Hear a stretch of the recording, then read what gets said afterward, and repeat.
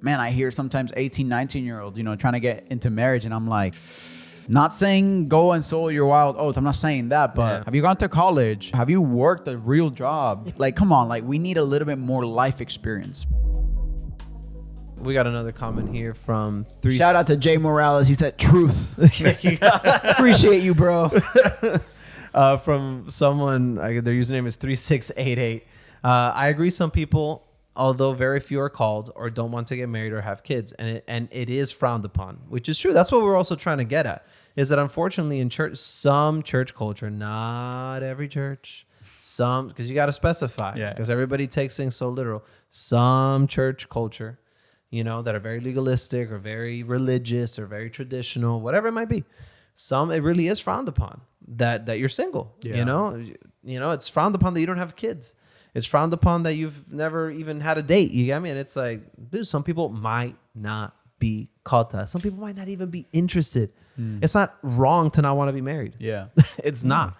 It's wrong to not want to be married and then go and sin and have sex with whoever you want. Correct. That is wrong. Yeah. So anyways, this person's saying that it is frowned upon when people don't want to get married or have kids. Although I got married young, I do wish I spent my years serving more. I regret not going out and doing more, but now is the opportunity to show my kids what it is to serve. So you see, that's a very interesting take. They don't regret getting married, young, but they understand and they acknowledge that because they got married young, their interests got split. And they weren't able to serve more, to do more, I guess, whatever they in their mind is serving more. They weren't able to do it, know? But look at them. Now they're looking at the bright side of it. It's not about living in regret, Well, I mean, they do say I regret not going out and doing more, but but not staying in that regret is what I want to say, right? They see that now the opportunity is to show their kids what it is to serve and to do whatever more they wanted to do. And, I think that's part of my issue sometimes with, and again, don't hear what we're not saying, or do whatever. Yeah, like Rene, happily married. Me, happily married. Richie, one day soon to be happily married. Like, we're for marriage. We're pro marriage, pro family. Yeah, like we need more families. Absolutely, we're losing to. we are. We are losing. Let's talk about the Islam. Yeah, Muslims they're reproducing at a very high rate, and Islam's going to become the fastest growing religion in the world. I don't think necessarily for theological reasons, but for purely numbers reasons. So we do need families. We do need to reproduce. What I'm saying is another issue that I have with the church, or some churches, sometimes pushing marriage is, man, I hear sometimes 18, 19-year-olds, trying to get into marriage. And I'm like, not saying go and sow your wild oats. I'm not saying that, but man, have you gone to college? Have you worked a real job?